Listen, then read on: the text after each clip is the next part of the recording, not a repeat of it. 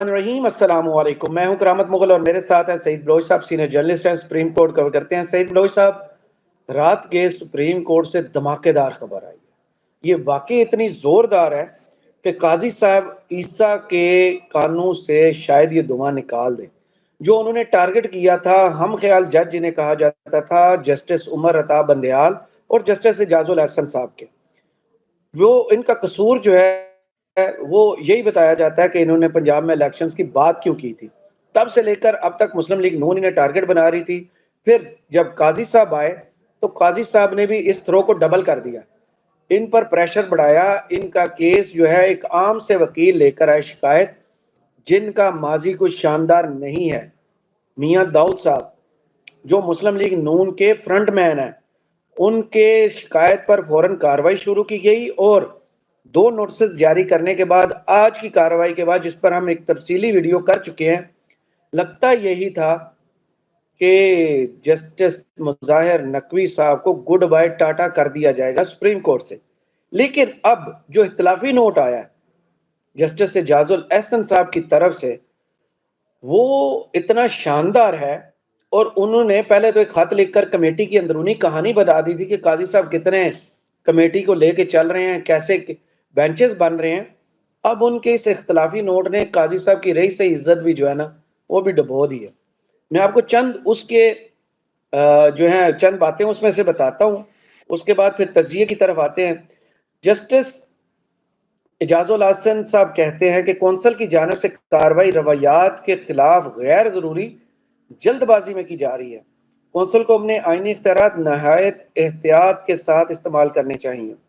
Council मेंबरान की जानिब से इख्तलाफ की सूरत में जज के खिलाफ कार्रवाई मुकम्मल गौर व फिक्र के बाद करनी चाहिए। जस्टिस मुजाहिर नकवी के मामले में ना तो गौर व फिक्र किया गया और ना ही उसकी इजाज़त दी गई। कौंसल की कार्रवाई चलाने के अंदाज से मुकम्मल इख्तलाफ करता हूँ।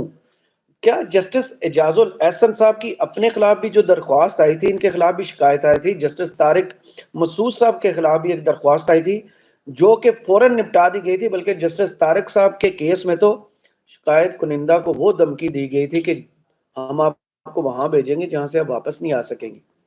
इस इख्तलाफी नोट की क्या अहमियत है और इस केस पर इसका क्या असर पड़ेगा? बहुत शुक्रिया करामत मुगल साहब। देखें, बहुत अहमियत का हामिल ये खत है जो जस्टिस एजाजुल हसन की जानिब से जुडिशल काउंसिल को लिखा गया था। इससे पहले जस्टिस एजाजुल हसन 3 रुकनी कमेटी के हवाले से भी 2 खतूत लिख चुके हैं और वो इस बात को मंजर-ए-आम पर ला चुके हैं। और चीफ जस्टिस फायज ईसा साहब की जो एक बददियानती है और वो अपने ही मंजूर किए हुए प्रैक्टिस एंड प्रोसीजर कानून की किस तरीके से खिलाफ वर्जी कर रहे हैं, उसको जस्टिस एजाजुल एहसन पहले ही बेनकाब कर चुके हैं। और जस्टिस मुज़ाहिर नकवी का सिर्फ जो जुर्म है वो यही है कि वो आइन पर अमल दरामद चाहते थे। वो पंजाब और खैबर पख्तूनख्वा में असम्बलियाँ तहलील होने के बाद 90 रोज़ के अंदर इंतखाबात करवाने, जो आइन पाकिस्तान की मंशा थी, उसके मुताबिक वो अमल दरामद करने के लिए उन्होंने उस वक्त के चीफ जस्टिस उमर अता बंदयाल को एक नोट लिखा और ये नोट ही दर हकीकत उनका सबसे बड़ा जुर्म बन गया। और इस नोट लिखने के बाद मुस्लिम लीग नून ने जस्टिस मुज़ाहिर नकवी को टारगेट करना शुरू किया। 16 फरवरी 2023 को ये नोट लिखा गया और उसी रोज जस्टिस मुज़ाहिर नकवी की एक मुबैना जेली 22 फरवरी 2023 को जस्टिस मुज़ाहिर नकवी के खिलाफ नून लीगी वकील ने सुप्रीम जुडिशल काउंसिल को शिकायत भिजवा दी। और फिर देखें कि इसमें पाकिस्तान बार काउंसिल और दीगर जो बार काउंसिल्स थी, बार एसोसिएशन और वकला, वो भी इसमें मोहरे बने और जस्टिस मुज़ाहिर नकवी को टारगेट किया जाने लगा। तो एक बाकायदा मुनज़्ज़म मुहिम चलाई गई, उनकी किरदार कुशी की गई, सियासी जलसों में उनकी तस्वीर लहराई गई और ये सब कुछ करने का मकसद सिर्फ यही था कि मुस्लिम लीग नून जस्टिस मुज़ाहिर नकवी से जो है वो ज़ाती अनाद रखने लगी थी, क्योंकि मुस्लिम लीग नून पंजाब और खैबर पख्तूनख्वा में आम इंतखाबात का इनेकाद नहीं चाहती थी। और यही जुर्म जस्टिस मुज़ाहिर नकवी का था कि उन्होंने इन दोनों सूबों में बर वक्त इंतखाबात कराने के लिए चीफ जस्टिस को अज खुद नोटिस लेने के लिए नोट लिखा था। اور پھر دیکھیں کہ جسٹس مظاہر نقوی کے خلاف سپریم جوڈیشل کونسل میں ایک کارروائی انتہائی بدنیتی پر مبنی ہے۔ پہلی بات تو یہ ہے کہ کسی بھی جج کی جانب سے جب یہ نقطہ اٹھایا جاتا ہے کہ ان کے خلاف شکایات بددیانتی یا بدنیتی پر مبنی ہے، پھر اس نقطے پر بہت زیادہ وزن اس کو دیا جاتا ہے، بہت اہمیت دی جاتی ہے۔ اور پھر دیکھیں کہ جسٹس مظاہر نقوی کے خلاف جو شکایات ہیں وہ ان کے اس نوٹ آنے کے بعد ہیں، یعنی اگر جسٹس مظاہر نقوی صاحب نے کوئی غلط کام کیا بھی تھا تو اس سے پہلے ریاستی ادارے یا پی ڈی ایم حکومت خاموش کیوں رہی؟ اور جب یہ نوٹ لکھا گیا، پنجاب میں انتخابات کروانے کا کہا گیا، تو پھر اس کے بعد فوری بعد جسٹس مظاہر نقوی کو ٹارگٹ کیا جانے لگا۔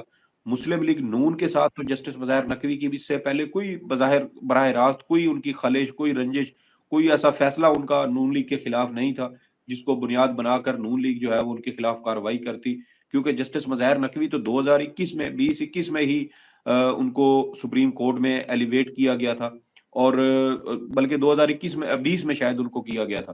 تو اب ان کو 3 سال ہونے کو تھے سپریم کورٹ میں، تو اب تک نون لیگ خاموش کیوں رہی تھی؟ اس سے پہلے اس نے کوئی ایسی بات کیوں نہیں کی؟ تو یہ واضح طور پر بددیانتی تھی مسلم لیگ نون کی۔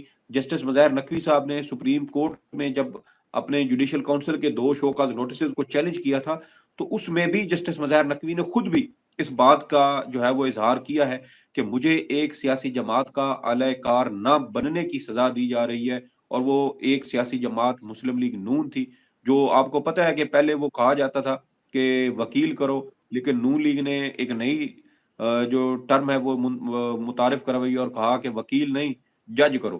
اور پھر دیکھیں کہ عطا تارڑ جو سابق چیف جسٹس رفیق تارڑ کے پوتے ہیں، یہ رفیق تارڑ صاحب جو ہیں وہ انتہائی بدنام زمانہ وہ جج تھے جو نون بیگ لیگ کے والے کہنے، جج صاحب۔ جی جو بریف کیس جج جس کو کہا جاتا تھا، جس نے سپریم کورٹ میں ججز میں تقسیم ڈالنے کے لیے بریف کیس بھر بھر کے ججوں میں پیسے تقسیم کیے، اور پھر اسی سازش کی وجہ سے بعد میں سپریم کورٹ پر حملہ کیا گیا اور جسٹس سجاد علی شاہ کے کو جان بچانے کے لیے سپریم کورٹ سے بھاگنا پڑا۔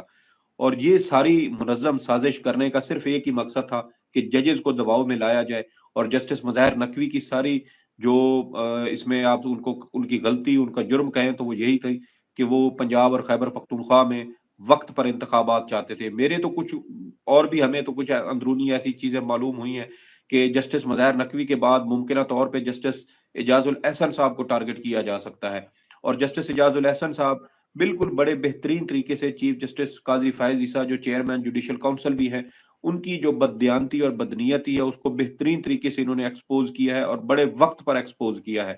اور جسٹس اعجاز الاحسن کی جانب سے یہ نقطہ اٹھانا کہ دیکھیں نا، جو شکایات ہیں یہ شواہد سارے دینے تھے، ملزمان شکایت کنندگان نے کہاں ہے جسٹس مظاہر نقوی کے خلاف شواہد؟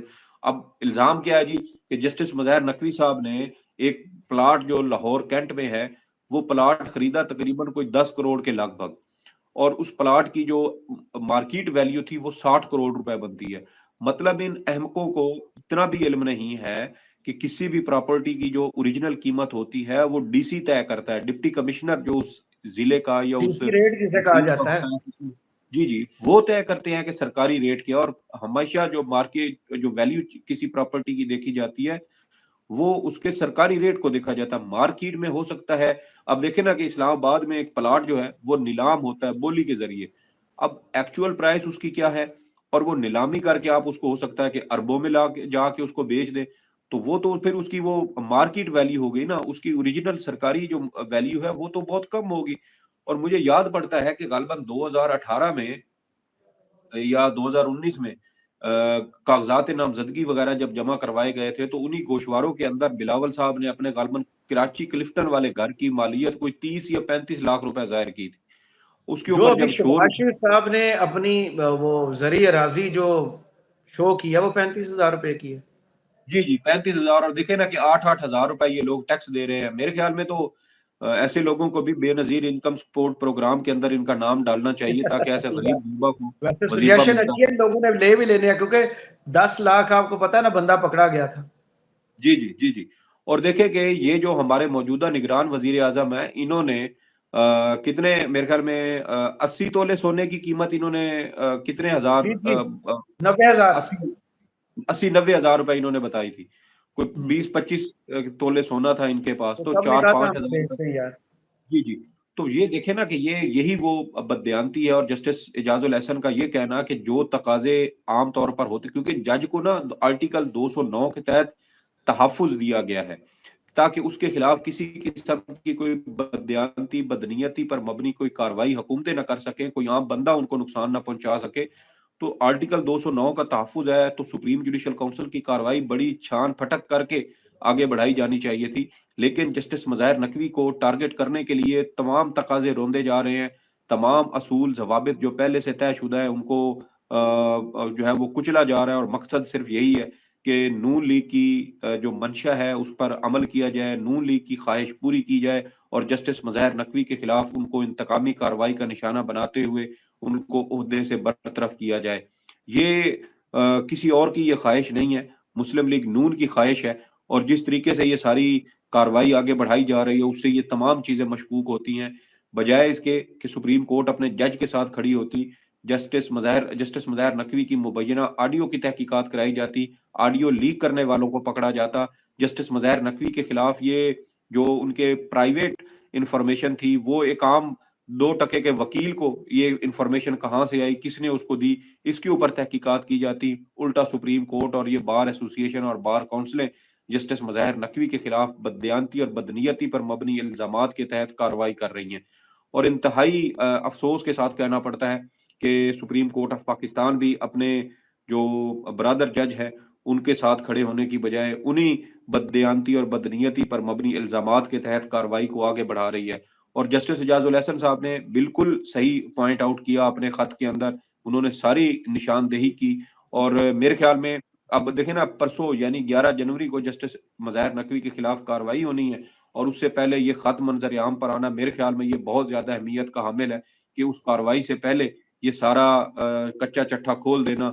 मेरे ख्याल में अगर खुदा न खास्ता जस्टिस मज़ाहिर नकवी के खिलाफ ये इंतकामी कार्रवाई आगे बढ़ाई जाती है, तो फिर जो है वो चीजें कौम के सही। सामने जरूर आ गई कि एक जज को सिर्फ नून लीग की ख्वाहिश पूरी ना होने पर उनको ओहदे से बरतरफ किया गया।